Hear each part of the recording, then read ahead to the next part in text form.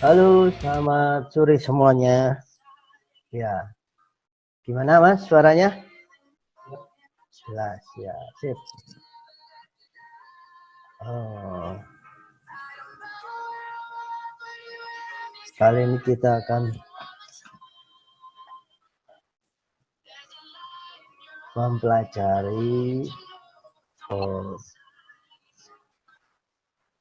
namanya trend radar yang pertama, yaitu trendline strategis. Ya, ini adalah basic ya, basic trading.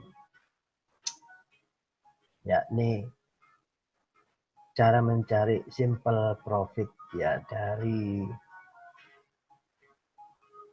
perilaku harga atau price action ya. Jadi harga itu bisa diketahui pola-polanya, diantaranya dengan trendline ini ya, secara simpel ya.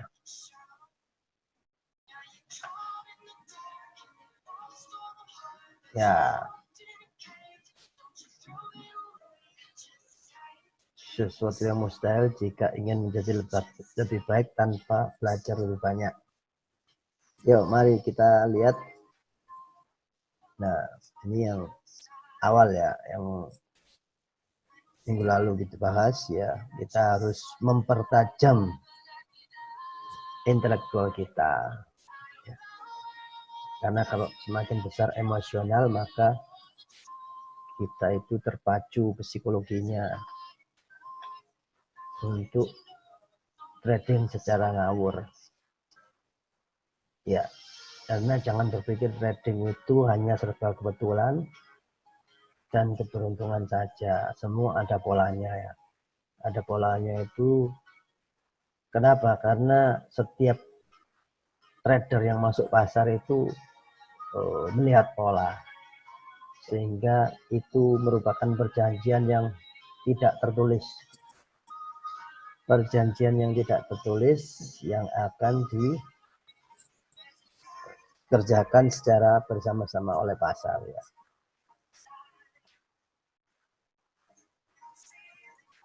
Ya, materinya ada step by step. Follow the market. Ya, just follow the trend. Ya. Yang pertama, empty your glass. Supaya nggak tercampur sama strategi-strategi yang sudah tinggi ya, kita cooling down dulu menuju strategi yang dasar, yakni trendline.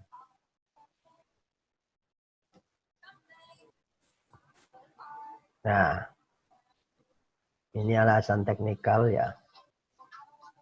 Teknikal itu banyak diambil karena cepat, mempercepat trader untuk mengambil keputusan ya. Sedangkan fundamental itu efeknya lama. Jadi trader itu sebagian besar senang yang cepat.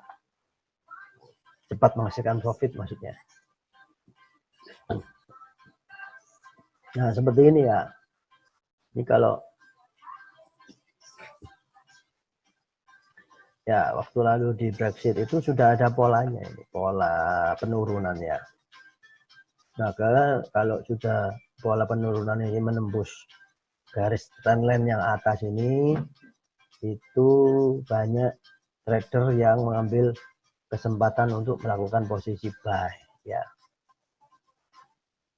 Nah, ini dari analisis lebih besar trader yang menggunakan posisi buy daripada yang melakukan posisi sell ya. Biasanya sell kan di bawah garis trendline, nanti kita bahas. Dan buy ini di atas garis trendline.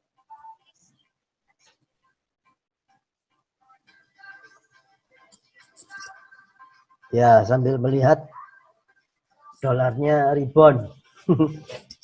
Dolarnya lagi rebound. Jadi teknikal itu secara teknikal chart itu representatif kekuatan arah market. Marketnya mau kemana kita bisa baca dari chart. Nah, seperti yang tadi ya, tadi 55%, maka ketika breakout ini ada candle panjang. Candle panjang ini orang-orang sudah melakukan posisi buy atau menutup posisi sell mereka. Jadi seperti itu. Ini adalah salah satu hukum penawaran dan permintaan. Nanti berikutnya akan kita bahas satu persatu. Ya, selanjutnya kalau kita mampu membaca market atau chart, maka kita ini seakan membaca tulisan ya, tulisan sehingga kita tahu arah market itu berikutnya kemana. Jadi seumpama huruf-hurufnya itu ada candle-candle ini, ya. Di sini ada konfirmasi yang kemarin lalu kita bahas akurasi candlestick pattern-nya. Itu adalah biasanya awal dari sebuah kalimat ya, atau awal dari sebuah tren. Terus kemudian setelah awal terjadi awalan dan trennya turun, nah ini ada kata-kata yang menyertainya. Kata-kata ini biasanya adalah retracement ya. Atau kalau tren turun itu namanya rebound. Rebound terbatas kemudian turun. Rebound lagi terbatas kemudian turun. Ini bisa diibaratkan kata-kata. Nah, semuanya ini adalah sebuah paragraf dari sebuah kisah. Kisah apa? Kisah per GBP USD ini ya. Kisah-kisahnya ya. Di mana kisahnya adalah trennya dalam jangka panjang sedang mengalami penurunan ya, atau bearish trend ya. Kemudian biasanya dalam kalimat itu ada namanya tanda baca ya. Nah, volume atau yang biasanya ada pada barometer indikator ya, indikator stokastik atau MACD ini adalah tanda baca. Tanda baca ketika tanda bacanya ada tanda baca tanda pentung, maka itu menyangatkan ya. Ketika ada tanda baca tanda tanya berarti itu menunggu konfirmasi. Jadi seperti itu ya. Jadi kalau ada tanda baca maka kita harus memperhatikan akses lain apakah mendukung atau tidak. Jadi seperti itu. Ya, mari kita lanjutkan.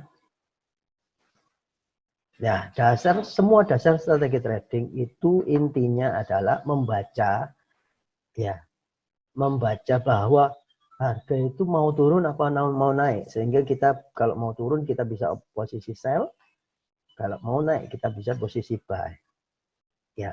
Jadi kita hanya buy atau sell jika harga mau naik atau mau turun saja. Kalau harga itu diem di tempat, sebaiknya kita tunggu konfirmasi atau tanda baca tadi ya. Kemudian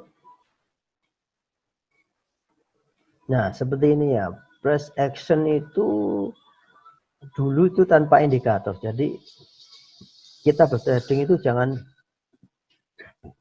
selalu melihat indikator, tapi kita melihat price actionnya, baru pendukungnya adalah indikator. Indikator apapun, saya sarankan indikatornya tidak usah banyak-banyak, nanti bingung. Jadi indikator itu semuanya bagus, asal kita tahu cara bacanya. 1 atau 2 aja, maksimal 2 lah. Jadi tidak perlu banyak-banyak. Nah ini trend line ya. Trend line itu strategi di mana ketika membentur garis trend line ini maka terjadi rejeksi ya, atau penolakan harga. Ya, di sini biasanya ada orang yang limit order dalam jumlah besar. Ya, karena mereka tidak akan posisi di tengah supaya mencari aman. Ya, ketika breakout pun ada yang mengambil posisi continue ya. Jadi mereka kalau sini breakout ya, posisi yang sell di atas ini tidak akan ditutup. Karena di sini akan OP lagi, mempertahankan posisi di atas. Jadi ketika posisi Anda benar, itu sebaiknya itu tidak diburu-buru ditutup. Karena apa? Ya, nanti analisa lagi, OP lagi, ketinggalan harga. Mari kita lanjutkan. Ya, semua pembacaan trendline nanti itu berdasarkan pada candlestick, di mana candlestick sudah kita pelajari minggu lalu ya, high accuracy candlestick pattern. Itu ada hubungannya ya. Ya. Jadi bullish kuat ya, atau normal ya seperti ini, atau bullish lemah atau imbang ya. Itu ada hubungannya. Nanti. Jadi yang paling diutamakan adalah closing candle-nya di mana dia. Sudah lewat garis atau belum. Biasanya di situ terjadi pertarungan antara buyer dan seller supaya harga tidak melampaui garis trendline. Ya, seperti ini ya. Jadi di sini konfirmasinya kalau yang hijau ini sudah konfirmasinya 75%. Ya. Semacam ini ya. Ketika harga belum menyentuh garis trendline, maka ini konfirmasinya lemah atau 25% ya. Nah, ketika sudah menyentuh ke garis trendline ini, ya garis trendline, ini konfirmasinya jadi besar, 75% hijau ya. Ya, selama closingnya itu di bawah trendline ini, nah, walaupun sudah tembus ke atas trendline, namun closing candle-nya di bawah trendline, maka ini konfirmasinya masih besar ke arah turun.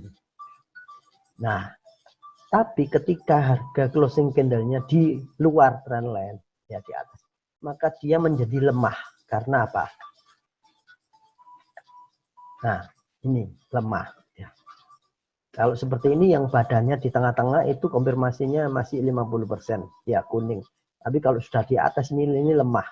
Lemah untuk turun lagi. Biasanya akan lanjut ke atas karena closing candle sudah menyeberang dari garis trendline.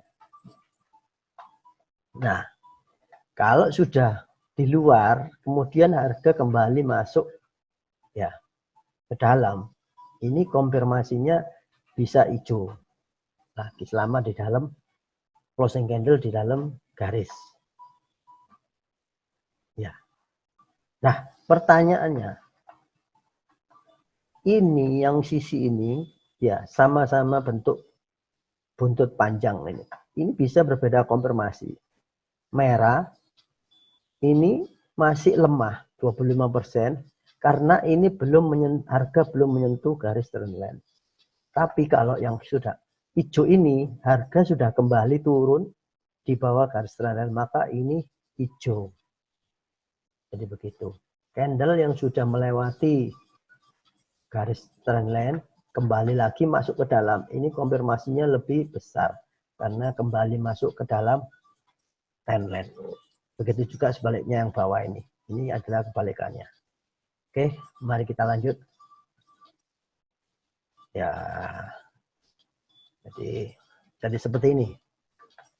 Nah, ketika garisnya tertolak, ya, harga tertolak garis ini ya, maka ini peluang untuk turun lagi, sell. Jadi seperti wajah simple. Ya, nah ini breakout yang bawah ini. Ya, yang bawah ini breakout. Kemudian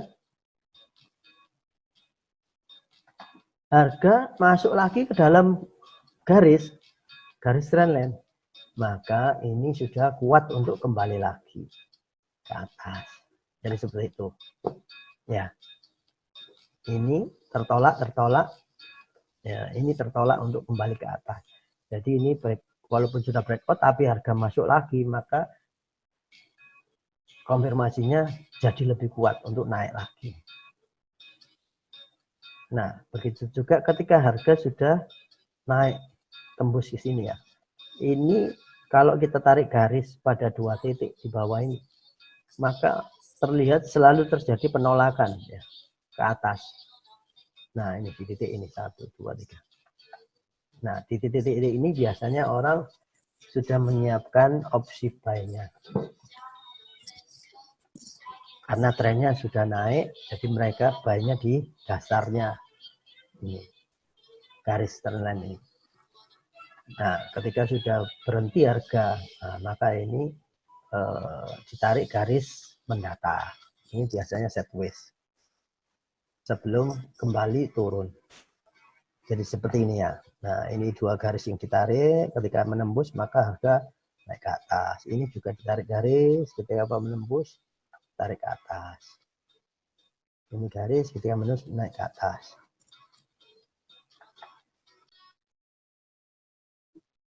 Mari kita lanjutkan lagi.